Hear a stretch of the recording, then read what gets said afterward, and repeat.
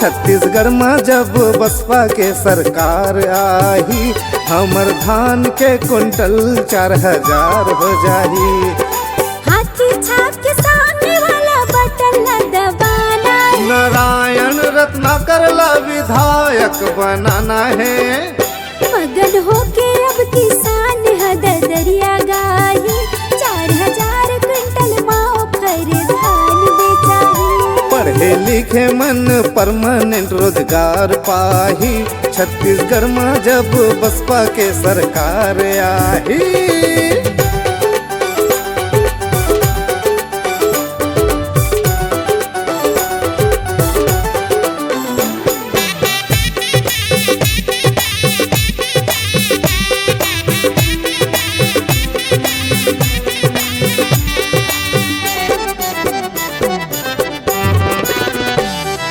घपला करैया के पत्ता है करना साफ, बसपा के सरकार बनाओ कर्जा हो ही माफ।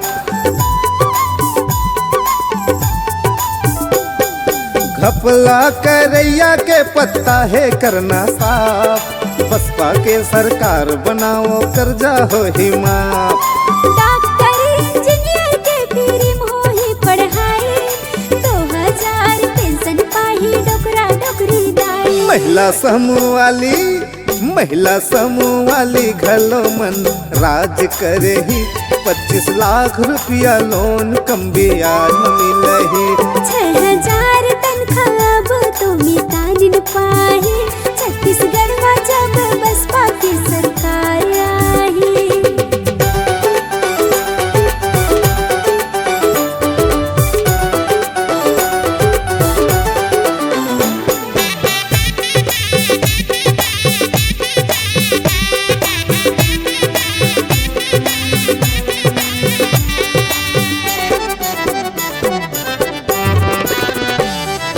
बहुजन समाज पार्टी के हाथे झंडी सान जी, जुर्मिल के सब वोट दे हो कर ले हो पहचान जी।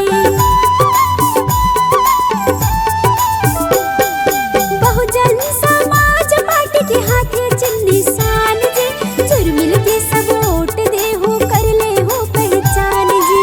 सारंगढ़ में नारायण के जोर चलत है, हाथी हाथी चारों ओर शोर चलत है। संविदा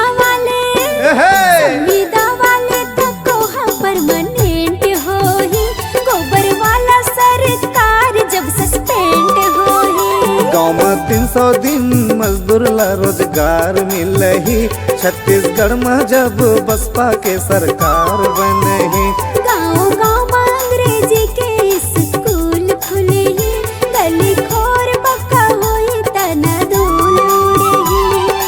हाथी छाप के सामने वाला बटन ला दबाना है, नारायण भैया ला विधायक बनाना है। मगन होके अब किसान हददरिया गाही, 4000 क्विंटल माओ खर धान बेचाही। छत्तीसगढ़ में जब बसपा के सरकार आई, हमर धान के कुंटल 4000 हो जाही। संविदा वाले हद को परमानेंट हो जाही, गोबर वाला सरकार जब सस्पेंड हो जाही। गाँव में 300 दिन मजदूर ला रोजगार मिलही, छत्तीसगढ़ में जब बसपा के सरकार बने ही।